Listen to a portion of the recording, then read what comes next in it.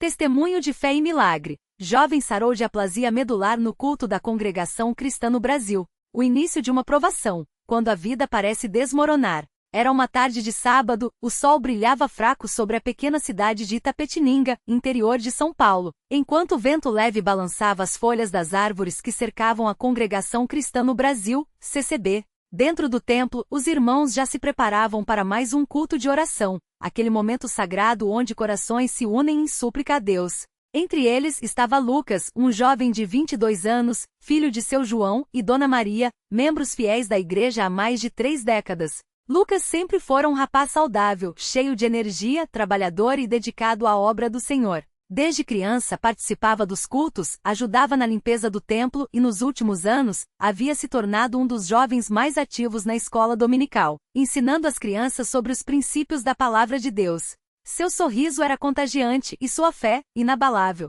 Ou pelo menos, assim parecia até aquele fatídico dia. Há cerca de 3 meses, Lucas começou a sentir cansaço extremo. A princípio atribuíram a sua rotina pesada. Trabalhava como mecânico durante o dia e à noite, ajudava o pai na pequena lavoura da família.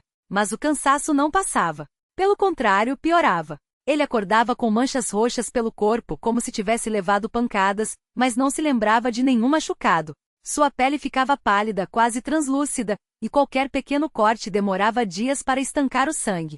"Filho, você tá muito fraco. Acho que precisa ir no médico", disse Dona Maria, preocupada, enquanto servia o café da manhã. "Não é nada, mãe. Deve ser só o serviço pesado", respondeu Lucas, tentando disfarçar a fraqueza. Mas seu João, homem de poucas palavras porém de grande sabedoria, olhou fixamente para o filho e disse: "Lembra do que está escrito em Tiago 5:14? Está alguém entre vós doente? Chame os presbíteros da igreja, e orem sobre ele, ungindo-o com azeite em nome do Senhor. Se é coisa do corpo, Deus tem remédio. Se é provação, Deus tem força." Vamos hoje mesmo no Dr. Carlos. O diagnóstico que abalou a família, aplasia medular. O consultório do Dr. Carlos, médico da família e também irmão na fé, ficava a algumas quadras da igreja. Ao examinar Lucas, seu rosto se tornou sério. Os exames de sangue já haviam chegado, e os resultados eram alarmantes. Hemoglobina em 6, plaquetas quase 0, glóbulos brancos em níveis perigosamente baixos. "Lucas, você tem uma doença chamada aplasia medular", explicou o médico, com voz firme porém compassiva.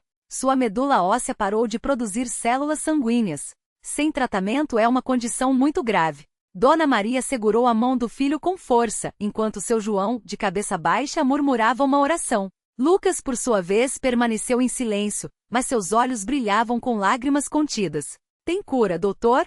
perguntou Dona Maria com a voz trêmula. "Existem tratamentos, transfusões de sangue, medicamentos imunossupressores e, em casos extremos, transplante de medula. Mas é uma batalha longa e difícil." E o médico hesitou. "Há riscos." Naquele momento, o mundo de Lucas desabou. Como um jovem cheio de sonhos, casar, ter filhos, continuar servindo a Deus, poderia enfrentar uma doença tão cruel? E o pior, por que ele? A fé posta à prova, entre médicos e orações. Os dias seguintes foram um turbilhão de exames, internações e transfusões. Lucas foi encaminhado para um hospital em São Paulo, onde especialistas confirmaram o diagnóstico. A aplasia medular era severa, e as opções eram limitadas. "O transplante de medula é a melhor chance, mas precisamos encontrar um doador compatível", disse a hematologista. Enquanto isso, transfusões constantes e medicamentos para evitar infecções.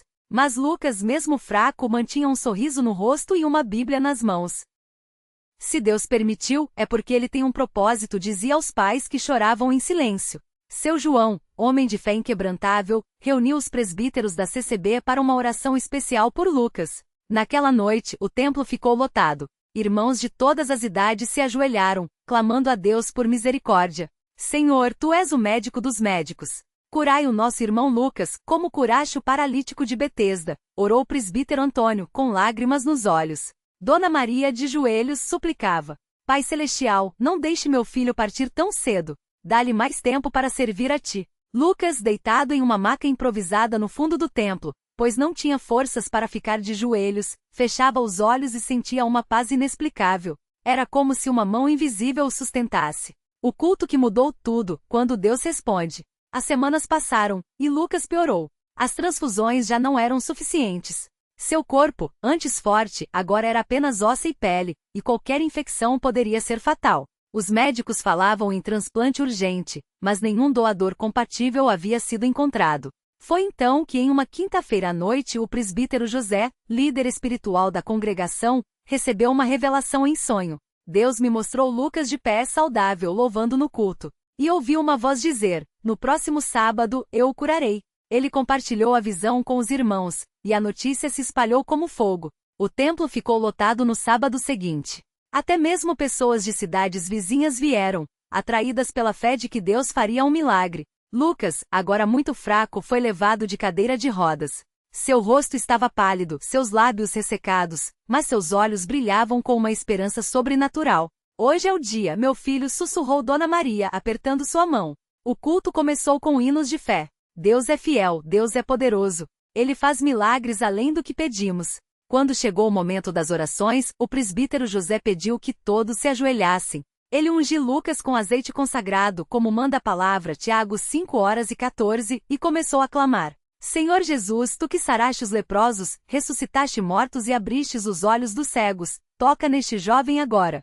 Restitui sua medula, renova seu sangue, dá-lhe vida nova em teu nome. De repente, um calor intenso percorreu o corpo de Lucas.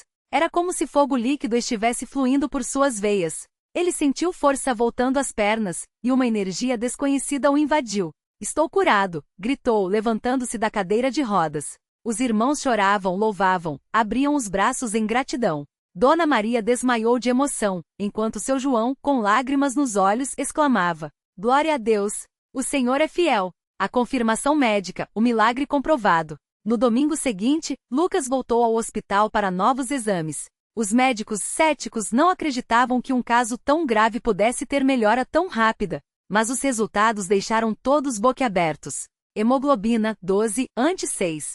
Plaquetas, 200.000 antes quase zero. Glóbulos brancos, dentro da normalidade. Isso é impossível, balbuciou a hematologista, olhando os exames repetidas vezes. Não há explicação médica para uma recuperação tão rápida em aplasia medular avançada. Lucas sorriu e disse: Tem sim, doutora. Deus é a explicação. Ela, embora não fosse religiosa, não teve como negar. Seja o que for, continue fazendo. O testemunho que fortaleceu a fé de muitos. A notícia do milagre se espalhou por toda a região. Jornais locais publicaram a história, e até mesmo médicos de outros hospitais entraram em contato para estudar o caso. Mas para a congregação cristã no Brasil, aquilo era mais do que um milagre médico, era uma confirmação da fé. Lucas, agora completamente curado, voltou a trabalhar, a pregar na escola dominical e a testemunhar em cultos.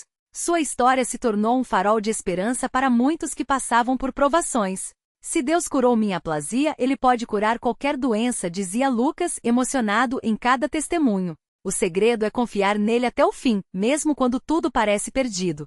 Seu João, sempre sábio, acrescentava: Filho, lembre-se, Deus não tira a provação, mas dá força para vencê-la. E quando Ele age, é para a glória do seu nome. O cotidiano na CCB, uma vida de fé e comunhão. Após o milagre, a vida de Lucas e sua família voltou à normalidade, mas com uma fé ainda mais forte. Os cultos na congregação cristã no Brasil continuavam a ser momentos de profunda espiritualidade, onde cada detalhe tinha um significado. Os cultos, orações, hinos e a presença de Deus. Todo sábado à tarde, o templo se enchia. As irmãs chegavam cedo para limpar os bancos, arrumar os inários e preparar o café para depois do culto. Os homens se reuniam para ajustar o som, organizar as cadeiras e garantir que tudo estivesse em ordem. Irmão Pedro, o microfone está chiando, dizia o diácono Marcos. Já consertei, irmão. Teste aí, respondia Pedro, ajustando os fios. Os hinos eram cantados a capela, sem instrumentos, apenas vozes unidas em harmonia. Era comum ver idosos com lágrimas nos olhos enquanto cantavam. Quão bom é confiar no Senhor, e ter nele refúgio seguro. As orações eram intensas. Cada irmão que se levantava para orar falava com o coração, sem formalidades, apenas clamando a Deus com fé. Pai Celestial, abençoa nossos irmãos doentes, dá força aos fracos, protege nossas famílias, orava a irmã Ana, uma senhora de 70 anos, sempre com um lenço na cabeça e uma Bíblia na mão. A escola dominical, ensino para todas as idades. Aos domingos de manhã, a escola dominical reunia crianças, jovens e adultos em classes separadas. Lucas, agora curado, voltará a ensinar as crianças.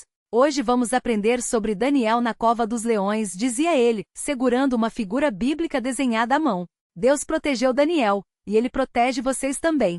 As crianças, sentadas em pequenos bancos de madeira, ouviam atentas com olhinhos brilhantes. Tio Lucas, e se a gente tiver medo? Perguntou Joãozinho, de 6 anos. A Bíblia diz, não temas porque eu sou contigo, Isaías 41, 10. Deus está sempre com a gente, mesmo quando não vemos.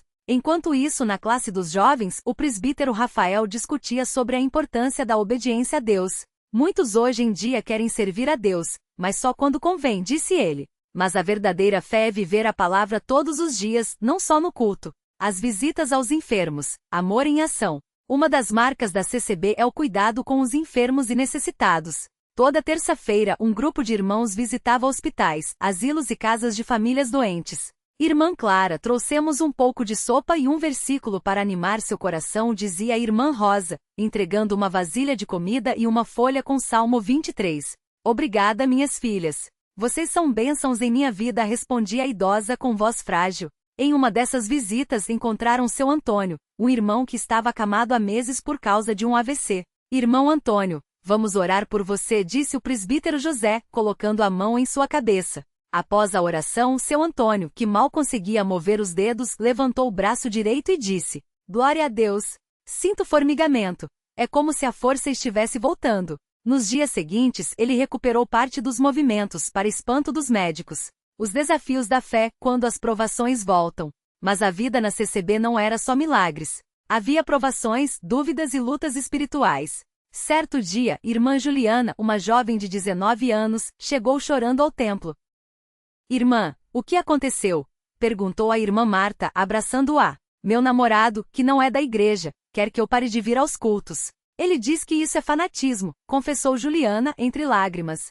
Filha, lembre-se, não vos prendais a um jugo desigual com os infiéis, 2 Coríntios 6:14. Se ele não respeita sua fé, não é o homem que Deus tem para você. Mas Juliana amava o rapaz e sofria com a decisão. Por semanas, ela orou, jejuou e buscou conselho com os presbíteros. Até que em um culto, sentiu Deus falar ao seu coração. Se você me escolher, eu te darei paz e um amor verdadeiro. Ela rompeu o namoro, e embora tenha sido doloroso, encontrou conforto na igreja. Pouco tempo depois, conheceu o irmão Davi, um jovem servo de Deus, e hoje são casados e felizes, servindo juntos na obra do Senhor. A ceia do Senhor, um momento de reflexão e gratidão. Todo primeiro domingo do mês, a ceia do Senhor era celebrada com solene reverência. Os irmãos se preparavam espiritualmente, examinando seus corações, 1 Coríntios 11:28. O pão ázimo, símbolo do corpo de Cristo, e o vinho, suco de uva, símbolo do seu sangue, eram distribuídos em silêncio sagrado. Isto é o meu corpo, que é dado por vós, fazei isto em memória de mim, lia o presbítero, enquanto os irmãos partilhavam o pão em pedaços pequenos. Cada um orava em voz baixa, agradecendo pelo sacrifício de Jesus. Senhor, perdoa minhas falhas. Ajuda-me a viver digno do teu amor, murmurava irmão Carlos, um homem que havia superado o vício em álcool pela graça de Deus. Após a ceia, hinos de gratidão eram entoados, e muitos choravam de emoção, lembrando-se da misericórdia de Deus. O batismo, o novo nascimento. Um dos momentos mais emocionantes na CCB era o batismo em águas. A cada 3 meses, novos convertidos eram batizados em nome do Pai, do Filho e do Espírito Santo, Mateus 28:19. No tanque batismal, construído atrás do templo, os candidatos vestiam roupas brancas, simbolizando pureza e novo nascimento. Irmão Paulo, você crê que Jesus Cristo é o Filho de Deus e que ele te salvou? Perguntava o presbítero. Sim, eu creio de todo o coração, respondia Paulo com voz firme. E então era imerso nas águas, emergindo com lágrimas de